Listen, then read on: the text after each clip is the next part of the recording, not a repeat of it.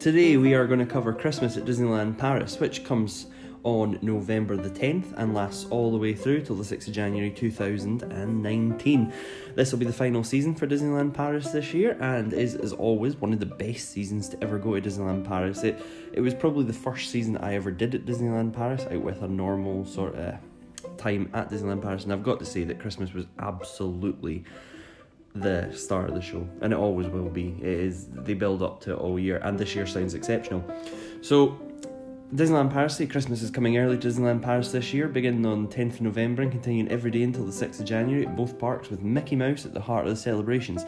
It's worth noting Mickey Mouse is of course at the heart of the celebration because it's Mickey's 90th birthday this year, and it's been celebrated all over the world. So it splits into two different sections. You have Christmas at Disneyland Park and you have Christmas at the Walt Disney Studios. So what we'll do is we'll go through both and we'll just work out what's happening. So at the Disneyland Park, we are going to feel the Christmas spirit at Town Square, Disneyland Paris, with a giant Christmas tree and snow falling every day on Main Street, U.S.A. So the truth is they take it very, very seriously. They will have their amazing snow machine, which blows kind of bubble snow at you. You will also have massive Christmas garlands. You'll have decorations on the lampposts, the windows. Everybody gets into Christmas spirit at Christmas at Disneyland Paris. The unforgettable Christmas season programme, I think they use Unforgettable, Incredible and Dream Magic all a bit too much, but anyway, they have the Disney Christmas Parade, which is of course more of a cavalcade than a parade and should be going multiple times a day up and down Main Street. You will be able to meet Mickey Mouse until the 25th of December. Even Santa will have his own lodge. Now this usually just means that Mickey Mouse got an overlay outfit, and secondly, Santa Claus will have his own grotto, which is usually right up the back of Frontierland, and he is usually surrounded by Anna and Elsa. However, it doesn't make reference to Frozen this year. There isn't too much in there about Frozen this year, so maybe this is not a Frozen Christmas. There is a light up the tree with Mickey's magical Christmas lights, including new decorations and new musical interlude, especially for Mickey this year, which of course will be the Christmas tree lighting show, which sometimes is very good and sometimes is absolutely terrible, so we'll see how this year does. We have a Merry Stitchmas at the Castle Theatre from the 16th of November, which will be a castle stage show, and I'm sure it will be absolutely fantastic. Mickey and his PhilharMagique Orchestra have been announced, but they are already live in the park, so they're not really a Christmas edition. It's a bit cheeky to suggest they are. However, I suppose if you're saying it's Mickey's 90th birthday party and Mickey is the star of your show, I suppose it has a link. And a lot of people probably won't know there's a new attraction at Disneyland Paris. There is the Christmas Songtime by the Disney Performing Arts programme, which means that schools and clubs and things around Europe will have the chance to go to Disneyland Paris and perform, probably in a Christmas choir sort of arrangement at Videopolis, where people, while they're eating their food, can watch these people. It's fantastic because it gives people a chance to perform when previously they probably don't have a chance to perform, not outside, the small audiences they probably play to. It's a big venue. It's quite a big coup for people who do that sort of thing.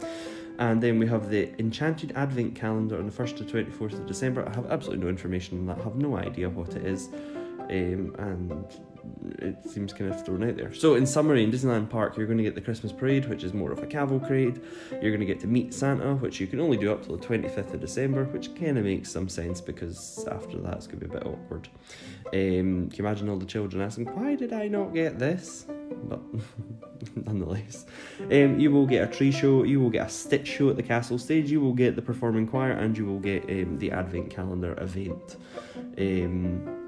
You then can cross into the Disney Studios park, where you basically, apart from some additional scenery and some props that they will bring out and chuck out in the park, it usually is quite nice around Studio One. It kind of, after you get past Studio One, you get further into the park, it diminishes to very little. However, there is going to be a New York style jazz and Mickey Mouse and the drums with Mickey's Big Band Christmas, a new show, a surprise for Mickey, Goofy's Incredible Christmas, and meetings with characters in their best outfits to celebrate Christmas. So the thing is, they've just tried to put Christmas into that park. What we do have, a show, a surprise for Mickey will be quite cool to see. and that'll take place, I imagine, on the fantastic stage that has been built in the forecourt of just outside Studio One in Production Courtyard. And Goofy's Incredible Christmas is the nighttime show that will be projected and will take place on the Tower of Terror. It has recently just complete its overscrim, so it's quite hard for them to project onto it. So I'm quite impressed they've managed to pull this off, because it's an awful lot of work that they've had to do to make sure this show can take place. And of course, you're going to get to meet some characters in their Christmas outfits, which a lot of people absolutely adore. I personally have no time for it. However, I am in the absolute minority. Some people go absolutely daft for characters, and I would imagine they're going to be controlled through the Line Bertie app. So we'll see some fireworks exploding over social media over that one. What is kind of different about this Christmas is the first Christmas I've seen where we've not played on the Frozen theme since Frozen came out. So we have nothing about Anna or Elsa. We have no information. We have nothing thrown in about them. They will obviously feature in the parade in the Walt Disneyland Park. Oh God, I'm getting so confused. It's in the Disneyland Park. Shut up, Graham. And then they will probably make an appearance in some sort of fashion across the Christmas season. I can't imagine Christmas without Frozen. But we are going to the main action, the Incredible Christmas, which is really the end of the night show, is going to be in the Walt Disney Studios Park, and that replaces Disney Dreams of Christmas, which was of course the fun little film that got changed every year on the Sleeping Beauty castle. So they've obviously tried to move it across there. I'm not entirely sure why that's been what they've done. However, they really like Illuminations. Some people really like Illuminations too. Some people absolutely want Dreams back, but the truth is we're getting Goofy's Incredible Christmas, and we're going to probably love it because people absolutely love Goofy.